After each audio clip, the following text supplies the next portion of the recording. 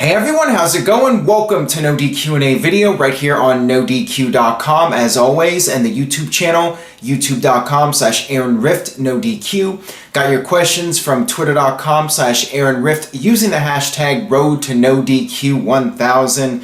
Got more of your questions regarding Wrestlemania and beyond, so let's get started today with the first one, which comes from Mr. Splashman. Do you think Kevin Owens will ever get his rematch for the Universal Championship? Hashtag PAIV1. So this is a first-time asker. You can also use that hashtag if you are submitting a question for the first time. Now, regarding Kevin Owens and the Universal title, one would think he will get his rematch at some point. Kevin Owens will be facing Brock Lesnar at the Madison Square Garden house show.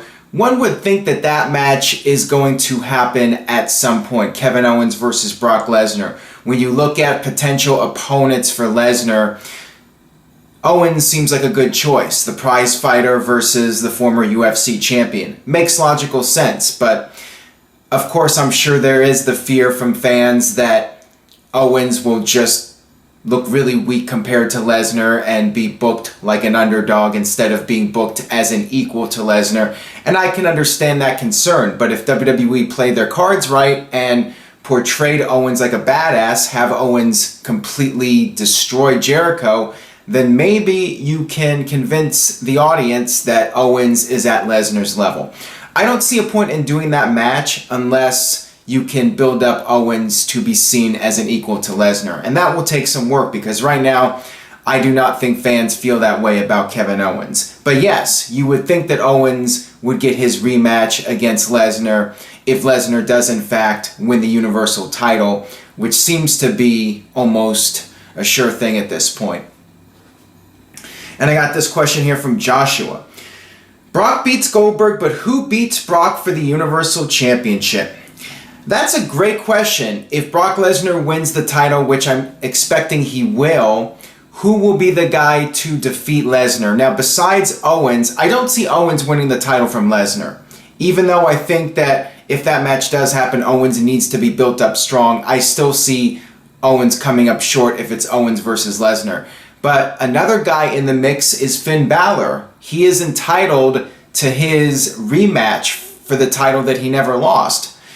I could see WWE possibly doing Owens versus Balor for a while, and the winner of that feud goes on to get the title shot, or maybe WWE does a triple threat at the next Raw pay-per-view. They could possibly do Lesnar versus Owens versus Balor. I could see that happening, but to answer your question, who will beat Brock for the title? I hate to say it because I know a lot of people are not going to like the answer, but Roman Reigns. I could see Roman Reigns beating Undertaker. For the next several months, we see Balor and Owens fighting Lesnar for the title, and then at SummerSlam, it's the big rematch from WrestleMania 31, Brock Lesnar versus Roman Reigns. If I had to make a prediction right now, I would say that the SummerSlam main event is going to be Lesnar versus Reigns for the Universal title, with those two guys settling their feud once and for all, and most certainly Roman Reigns beating Brock Lesnar and winning the Universal title. I hate to say that because it sounds so lame and typical WWE, but looking at it from WWE's perspective, I think they're going to do that. I would be surprised if that doesn't happen.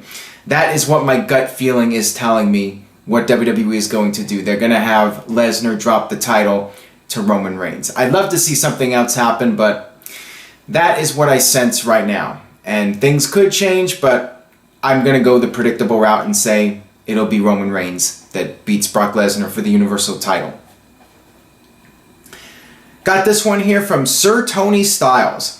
What are the chances that Nakamura goes to Smackdown Live? I hope to see him at Backlash.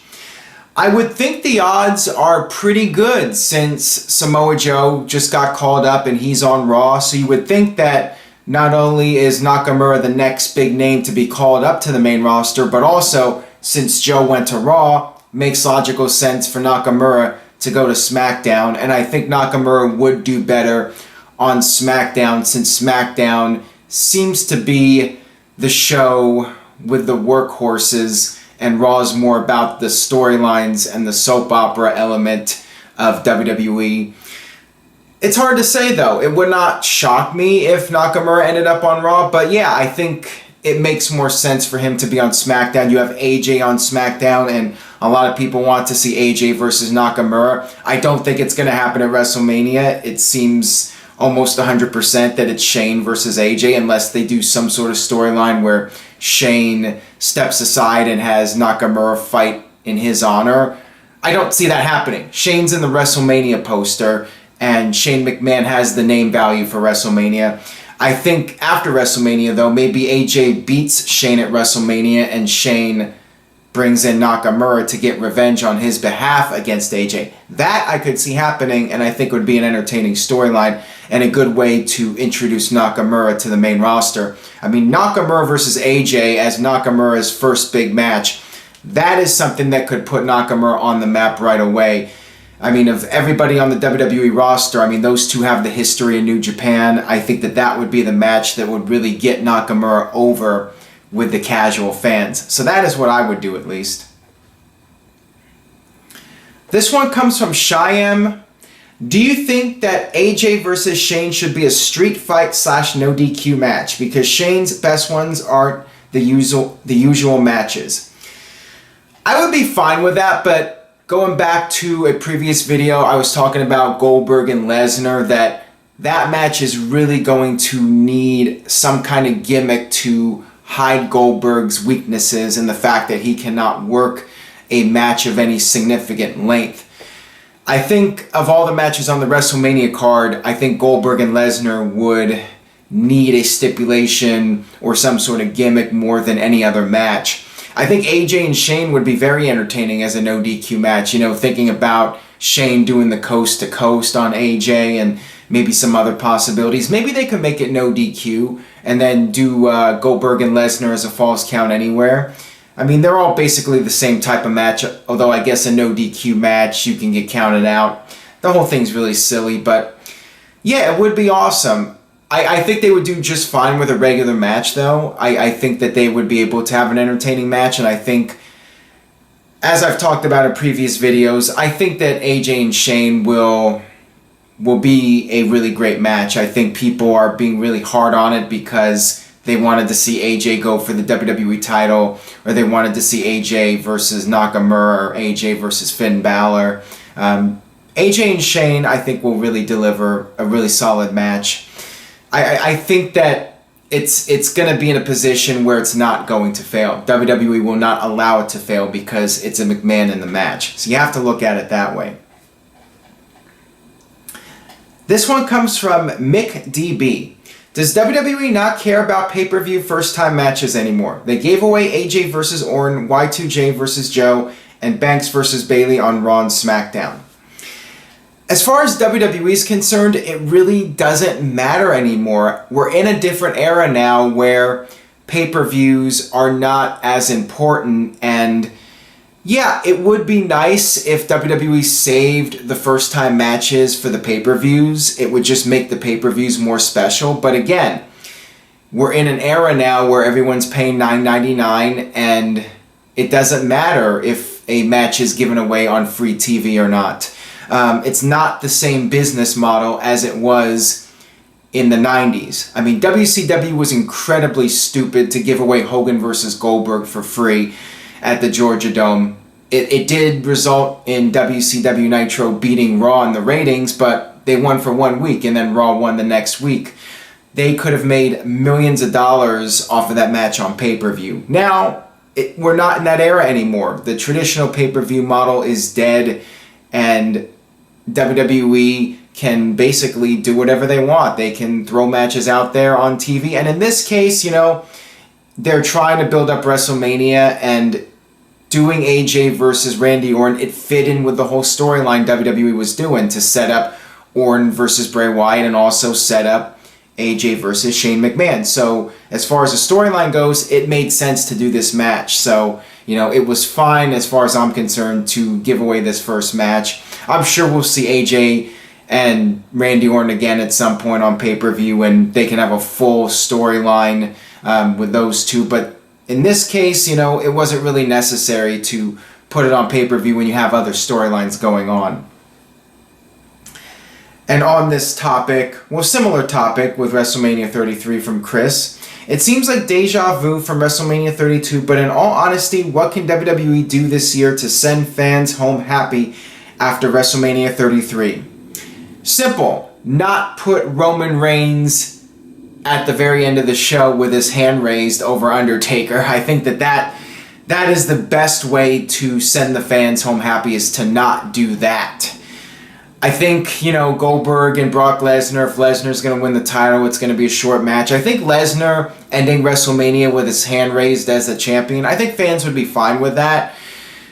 To me, that would be a lot safer than doing Reigns beating Undertaker. I think that would be a disaster, having Roman Reigns end the pay-per-view beating Undertaker and having Undertaker bow down and do the salute to Roman Reigns. I've said this before. It's really important how you end the pay-per-view, because people remember the end of the show. When they look back in history at pay-per-views, they remember how the pay-per-view ended. And people were so negative on WrestleMania 32, a lot of it due to the end of the pay-per-view and having that memory of Roman Reigns holding up the WWE title, when that is something fans were fighting for the longest time. They didn't want to see it, and WWE just went along with what their plans were, and they ignored the fans booing Roman Reigns. It was a very predictable end to WrestleMania. So I would do something that is perhaps unpredictable, but at the same time something that fans will be satisfied with, and people that are in the arena, they leave with a positive buzz, and people watching at home, they have this memory of WrestleMania as something positive.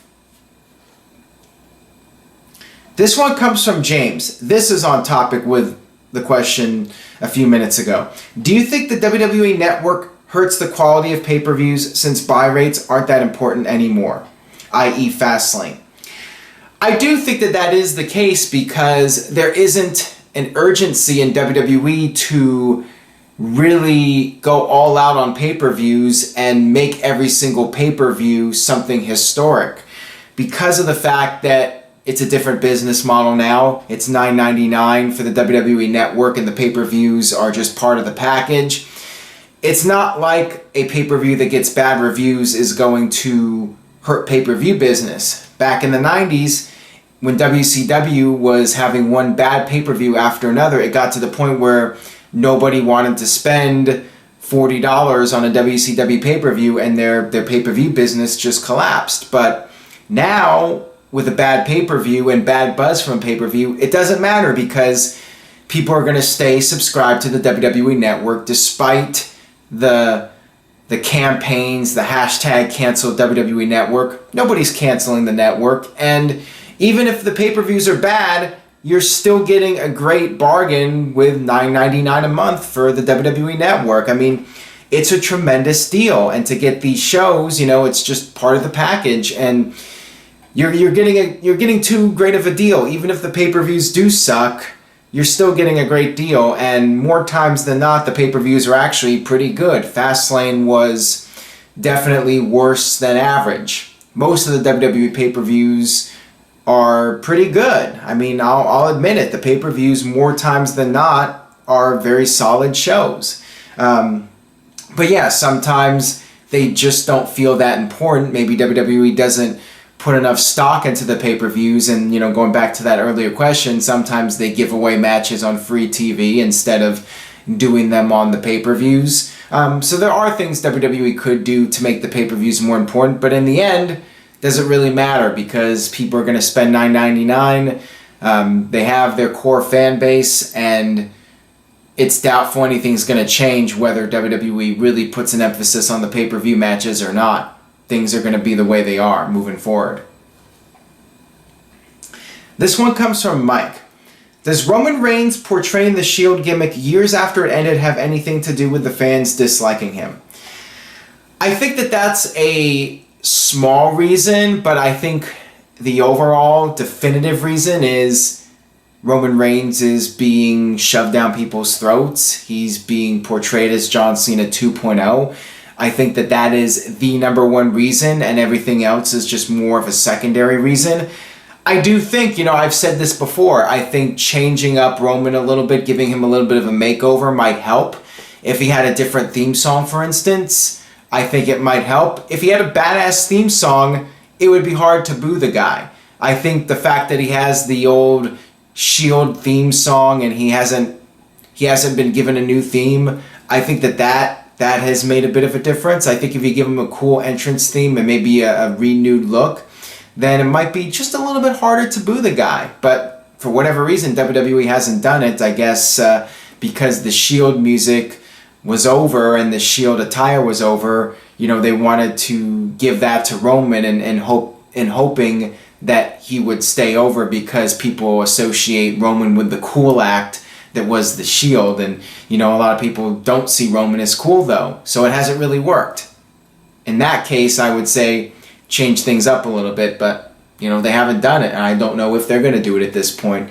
You would think that if they were going to, they would have done so a year or two ago. They would have changed up Roman's look when it was clear that just because he has the Shield music and the Shield look, he's not getting the positive Shield pop, and maybe you should try something else with him. They just haven't done it. This one comes from E-Man. Hey Aaron, do the Nitro girls deserve a spot in the WWE Hall of Fame? Why and why not? I would say no. I think that the Nitro girls did add something to the presentation of WCW. It gave WCW a little bit of a cool factor, and it was something different. I give Bischoff credit for that. It was a good idea, but it did eventually run its course, and it wasn't like people were tuning into Nitro just to watch the Nitro girls. And then when WWE started pushing the envelope with Sable and having the half-naked women, all of a sudden the Nitro girls were nothing special.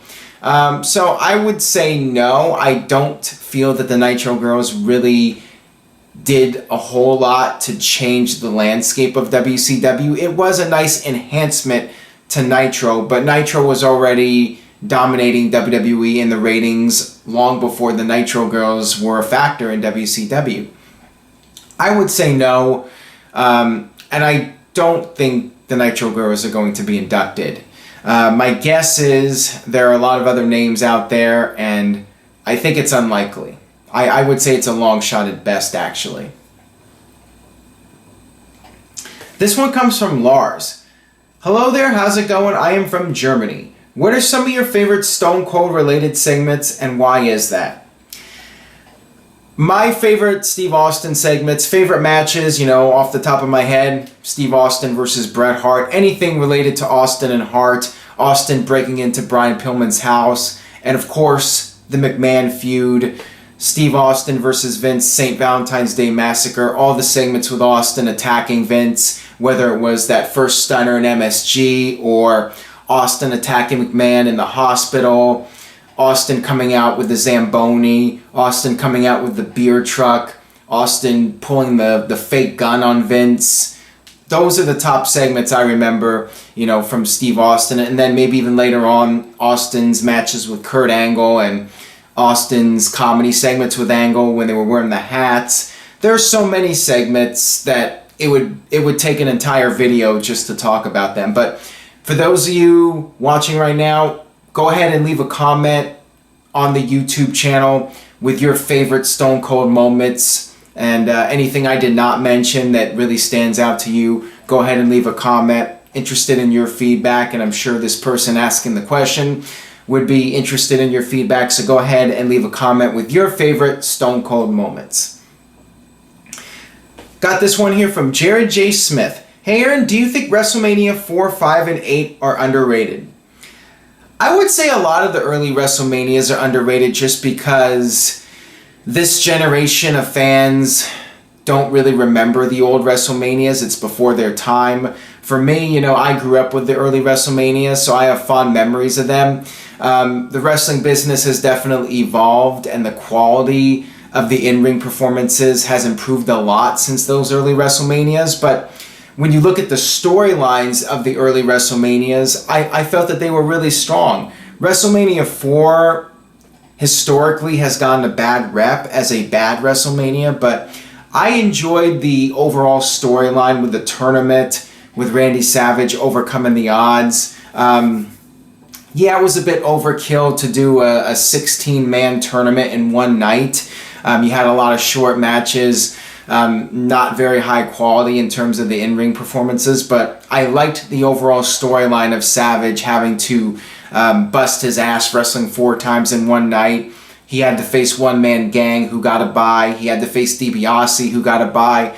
I liked the storyline and DiBiase hiring Andre the Giant to help him win the title. I just liked the overall storyline of Randy Savage's quest to win the title and then Hogan helping Savage.